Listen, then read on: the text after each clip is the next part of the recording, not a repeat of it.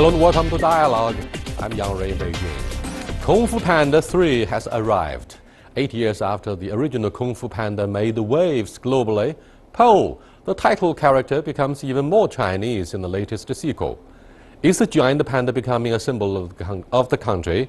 How should we view the success of the Kung Fu Panda series? And how can China effectively promote its soft power globally? To discuss these questions, I'm pleased to be joined here by Teng Jimeng, Associate Professor with the Beijing Foreign Studies University, and Professor Jung Zheng, an intercultural filmmaker.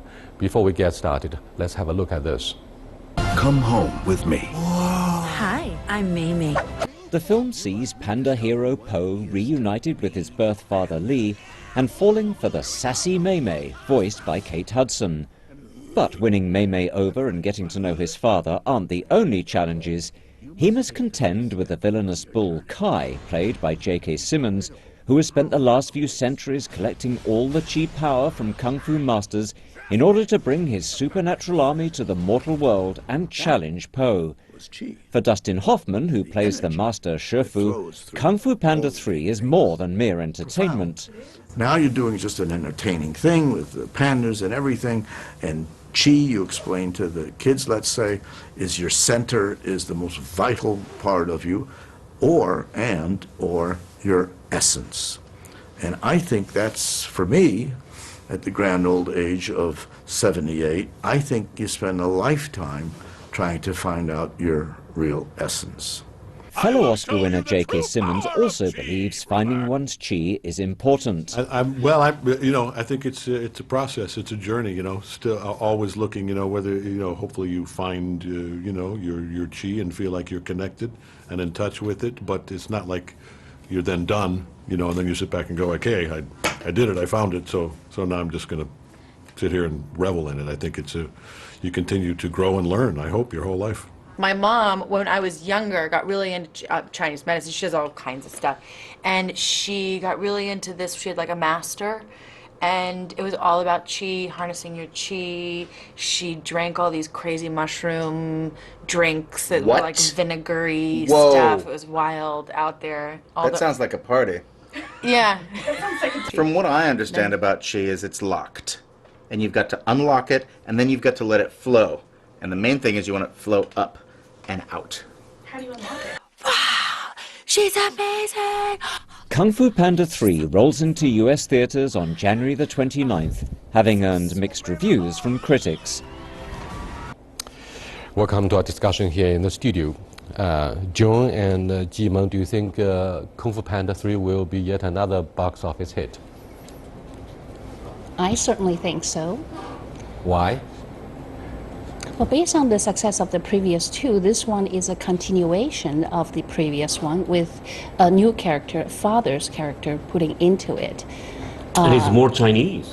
Remember, it's more Chinese, especially the re-emergence of the father character. I mean, to me, it's the most exciting, episode in the three installments, because in Chinese society, of course, this is a patriarchal society. The emergence of the father actually provides a real guide.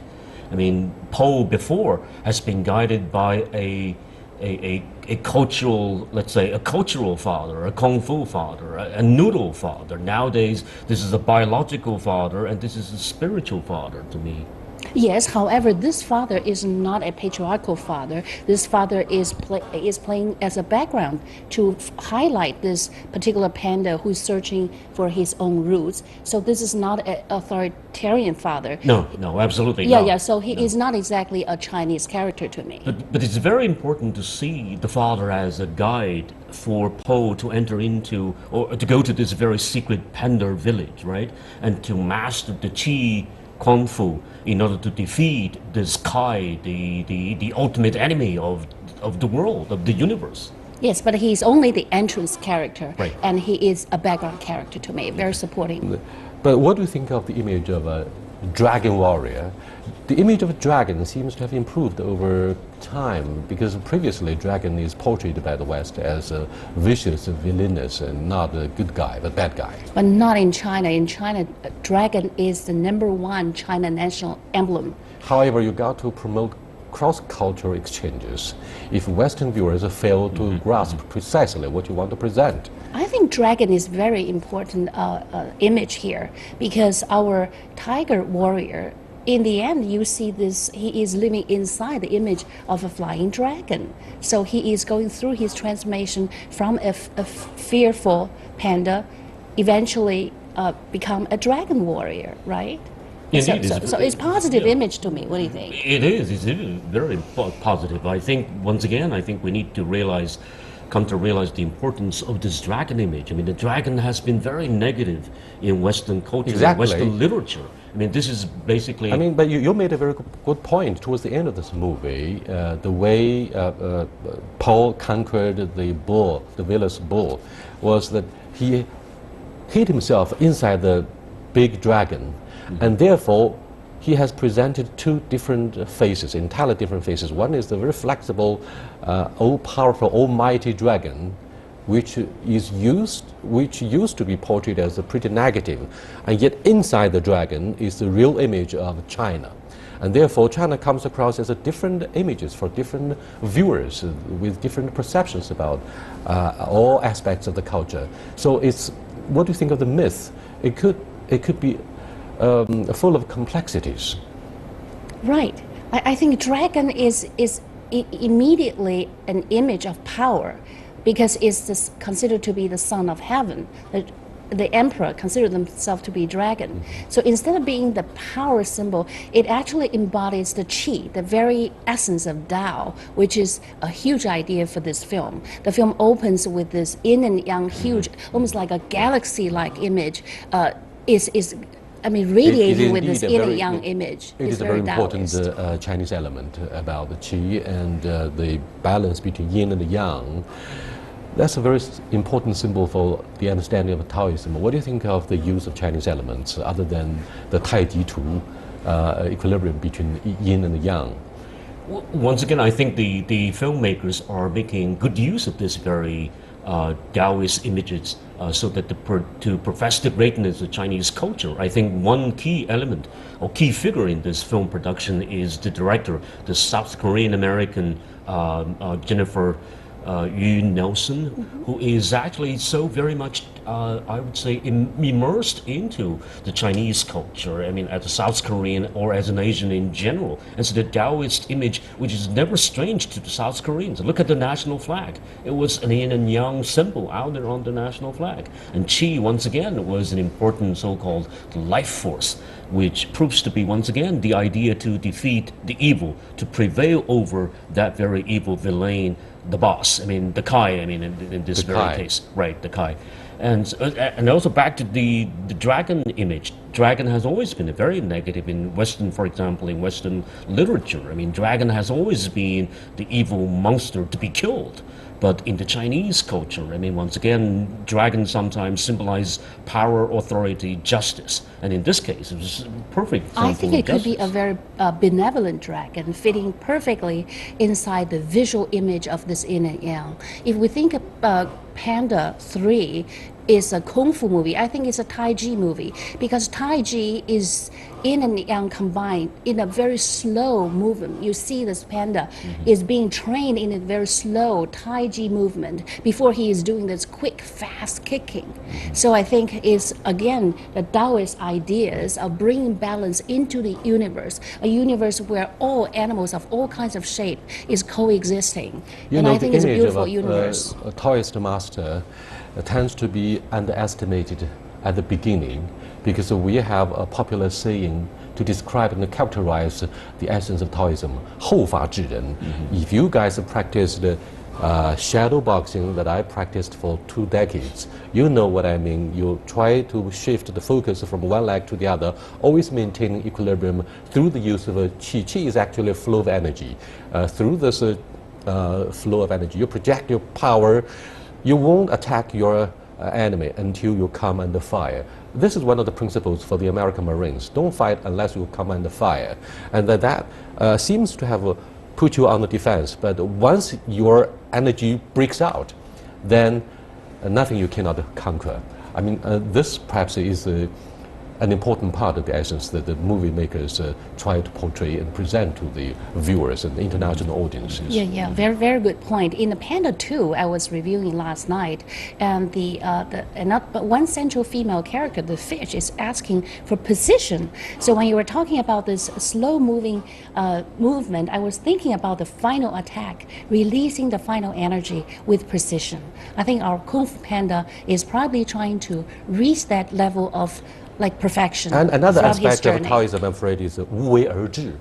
You seem to give an image of inaction, indecision. Actually, you are thinking deeply. You try, deep water runs, or quiet water runs deep, and therefore, Po, the protagonist, seems to be clumsy, misleading throughout the whole movie until the last moment when he collects qi from a whole team from the Panda village, right? Everybody projects vigor through unity, and that comes across as image of the Chinese philosophy. I mean, teamwork. That's right. Team spirit. That's right, that's right. I think this film stands out quite prominently in terms, not in terms of the American notion of a lone wolf, a lone ranger kind of a hero, but this is a hero incubated and also, in a sense, nurtured by this community. It's all about this spiritual spirit realm, nurturing this great hero eventually that rises up against the villain, against this evil forces in the universe. And so Taoist actually has been a very powerful source of a sentiment in this film, including the character Shifu, voiced by Dustin Hoffman, which is my favorite. I mean, the voice is so powerful. And at the very beginning of it, Dustin Hoffman voice is reminding Po that you need to focus, you need to make a new step, because power awaits you. Lurking behind the Po, the protagonist, are two major characters. So one is Shifu, played by Dustin Hoffman. The other is Master Wu Gui. Wu Gui. Wu Gui, yeah. Exactly. Master Wu Gui seems to be a very mysterious figure. I love this character. Yeah. Very old Deep, and wise. Poised, calm, a real master, and always in the middle of the myth, and nowhere could you find it. But at the critical moment, Master Wu Gui would appear, delivering a very profound message about what you should do, and very philosophical. I think this old character of symbolized the ultimate wisdom of the universe, because when he was first introduced, he was kind of hanging in the middle of this universe, like in deep meditation, giving us a sense of mystery. I love his image of no teeth, with big eyes closing, to give us the ultimate state of like tranquility. However, inside his mind, he's inhaling all these chaos, knowing the imminent danger that his foe or enemy is about to attack, and he has the vision, most importantly, to see who will be the warrior who will be protecting this universe. I think he's a central image for this film. Don't you agree? I think it's the ultimate image of this ancient sage, this wise man character, the wise man almost with 1,000 faces. I mean, the fluidity, the flexibility, and eventually that provides the real, not just conventional wisdom, but also this universal and this very sublime kind of a wisdom that which might be in bad need for people in crisis. Remember, Po has been suffering this identity crisis. I mean, every single time he has to go to someone, he goes to Shifu, but then in Panda 3, the Shifu character seems to be at its wit's end. I mean, eventually the Shifu character becomes the student, learning from Po. I mean, see this Qi, but the Wu Gui character provides that reflects the ultimate. somehow the spirit of humility, an important part of Chinese culture, particularly Taoism. You are watching Dialogue with John Cheng and Teng Jimeng. We've been discussing the box office as well as philosophical implications of Kung Fu Panda 3, yet another Hollywood blockbuster in the Chinese movie market. We'll be back in a short while. Please do stay with us.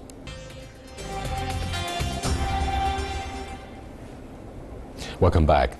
When we dwell upon the spirit of Chinese philosophy and what Taoism could deliver to international audiences, don't forget that there is also a strong Hollywood spirit or American cowboy image. For example, they always portray people or characters in the movie in black and white terms, with a big villain emerging from nowhere, trying to conquer the world from yet another planet, and the whole population in the world would be called unprepared.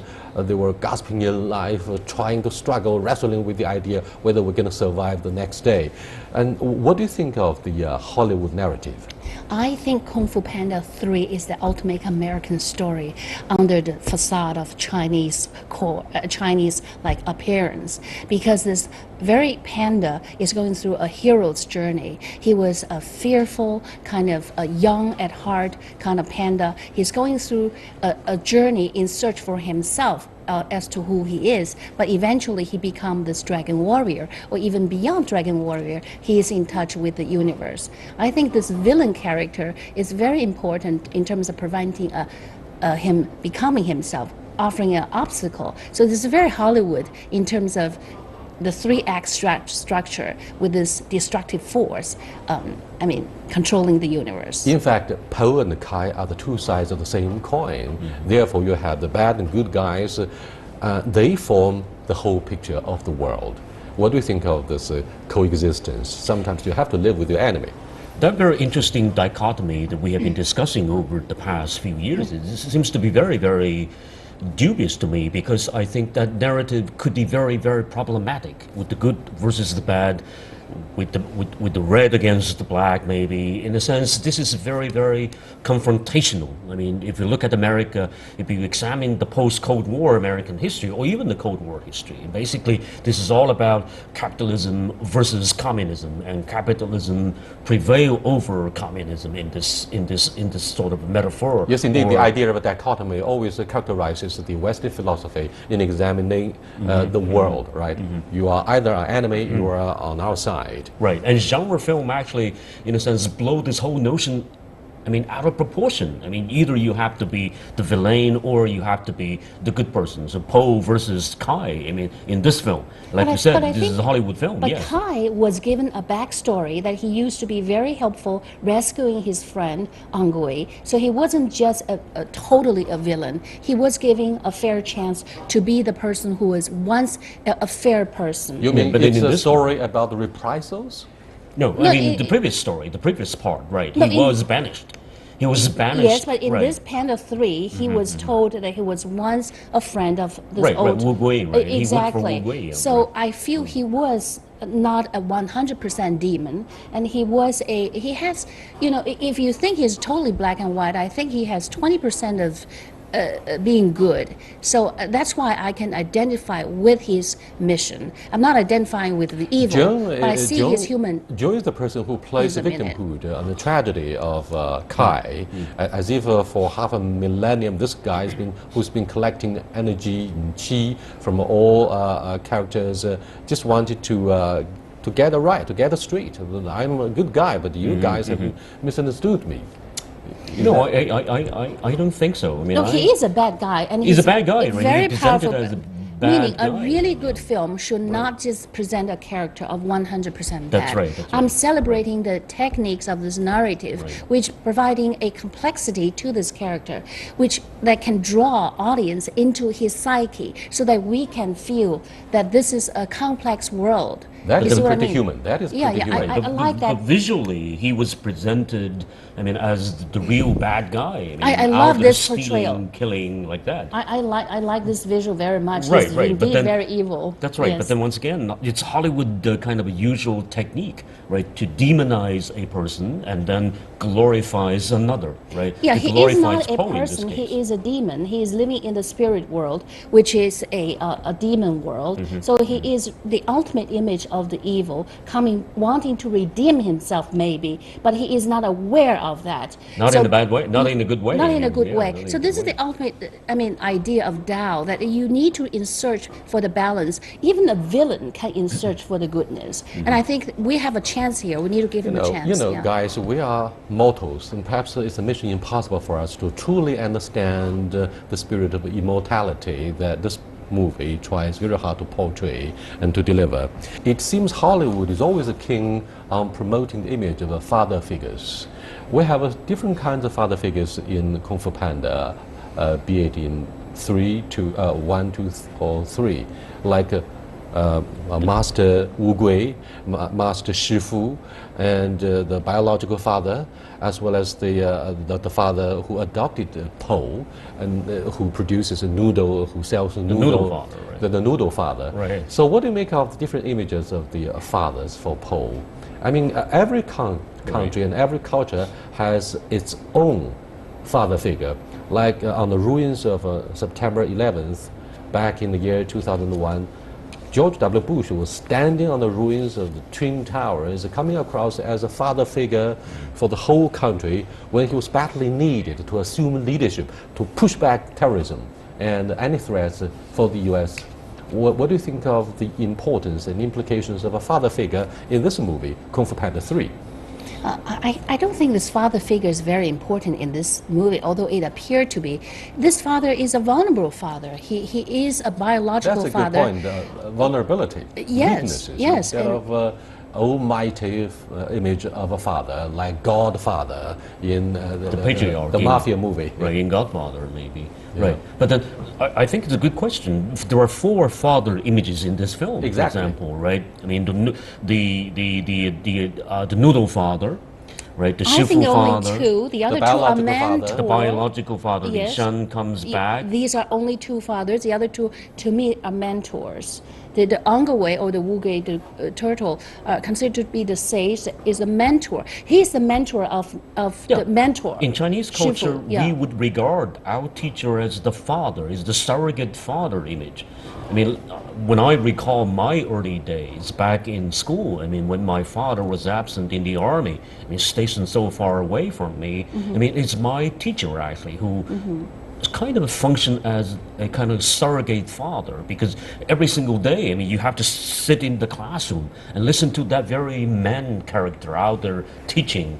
I mean, basically rules of the world, orders of the world. And in this sense, I mean, in Panda 3 and the rest of the 2 installments, it's always the Shifu character, the Dustin Hoffman character actually, that provides the ultimate advice. And in this sense, the last installment, which I think is the end of the the trilogy, Now, I mean, is the Li Shan father. Okay, aside from the father image, what do you think of the supporting roles? The 5 disciples of Master Shifu, the tigress, the crane, the snake. Now, these guys play the supporting roles, so they are not trusted, ironically, by the Shifu. Instead, Po was asked and authorized by Shifu to establish the School of Martial Arts and to take over the job and to be the headmaster. What do you think of this message? I like the 5 indigenous warriors who live inside this Valley of Peace, but who were only providing a background for this Po character, who is a newcomer, who is going to take over the trust of this Angui.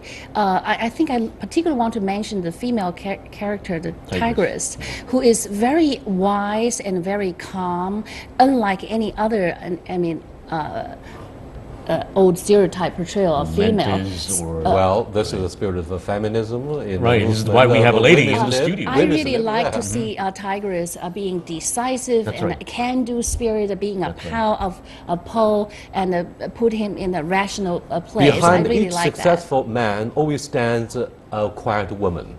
sometimes loud woman. that. And I also like Mei Mei, who is a Oh, yeah, very Mei Mei. fat, alluring kind of character, who is actually the partner of the supposed, the arranged marriage wife. Do you think why that it Mei has Mei a- actually embodies the missing mother of a Po? Mm-hmm. Because Po saw the photo Right. with his biological father and his mother, and he was wondering where his mother was. And in fact, Mei Mei was perhaps used to give a sense that it's the father, it's the mother in this world, not the after I world. don't feel that way at all. Mei Mei was totally presented as a Love interest. A of, love interest, exactly. Paul, It's a huh? romantic interest because her action using the ribbon as if it's going to the hook Paul, the interest of Paul. That is and, indeed one and of the I, most and her charming eye parts of expression the is whole very story. flirtatious, and I think that's very like almost like a devious kind of thing to present It's a fun contrast. character. I is think I it's a love fun- that it's a character. fun Yeah, character, yeah. right? Kate Exactly, Hudson does a good liberalization job. of individual characters is an approach employed by Hollywood in most cases to give a sense of a romance. In this case, I mean, flirtations. You're right. Exactly. That's the word. That's the word I've been trying very hard to figure out. What should be used to characterize the image of Mei Mei for the dramatic scenario in the Panda Village, right? Yeah. Is that how to date each other in Hollywood? I mean, I mean, in China, it used to be dating is singing to each other, right? This Right. time she is dancing. Some of these ethnic minority regions, right? I mean, they Exactly. sing to court in that sense. But in this film, it's the ribbon dancing, right, that serve as the kind of ritual, right, for young. I mean, this is kind of rebellious. This is so liberal. I mean, this young woman sort of a character. I mean, This is American way. right. Women it's can almost court. like seducing. Yes, we- exactly. We've been exactly. getting so excited in our interpretation, in presenting our interpretations about the Kung Fu Panda 3, which looks set to be yet another huge success, despite the poor timing for the release at this moment, before the Spring Festival, the Chinese equivalent of Christmas season. Towards the end of this very lively and dynamic discussion, what do you think of the Hollywood way of telling a China story? I mean, some of the Chinese are left disoriented as to why it seems those guys of Hollywood are able to tell, give a better account of the Chinese story instead of the Chinese. So, do you think telling a good China story is actually based, or has to be based, on the perspective of a Western viewer? I mean, Hollywood, don't forget, this is the first joint production by Hollywood and their Chinese counterparts. And filmmakers even visited the hometown of Pandas in Sichuan province, and they got inspirations for the creativity. What do you think of their way of telling China's story? I think they're trying very hard to learn the essence of Chinese culture. I think this time they get it. I think I want to mention the birth name of our panda, which is Lotus, which is very much to me a female character. So that's why I think this film is, in addition to Taoism, Buddhism was also touched upon. Yin and Yang is also part of Buddhism. So this little panda is transformed into a giant panda. So it's almost it is dichotomy between male and female. And so this The good and bad, yeah, the male and the exactly. female, yin and the yang. Yeah, the foolishness, the inside and fearfulness outside. is becoming the bravery, courageous warrior. So this transformation starts from this seed of this particular character, which is a little lotus. I love that particular introduction as a character. And the lotus was brought into full bloom with the use of qi. Exactly. This way, and then the leaves and the whole lotus Right. Yeah. is in full But, bloom. but ultimately, I think this is a Hollywood film. This is American film. This is always a Hollywood narrative. Look at the general message of this film. I mean, be the best that you can be. I mean, in that sense, this is so individualistic. This is also very American sort of a motto for life. I mean, for competing in this society. And so in this sense, it's all, I mean, all the Chinese elements seems to be like a kind of a clothes. I mean, they wear, I mean, out to present With this wonderful gift American of Lotus, we come to the end of this very interesting discussion. We'll take this edition of Dialogue as a wonderful gift to our Chinese and international audiences. Until next time, goodbye.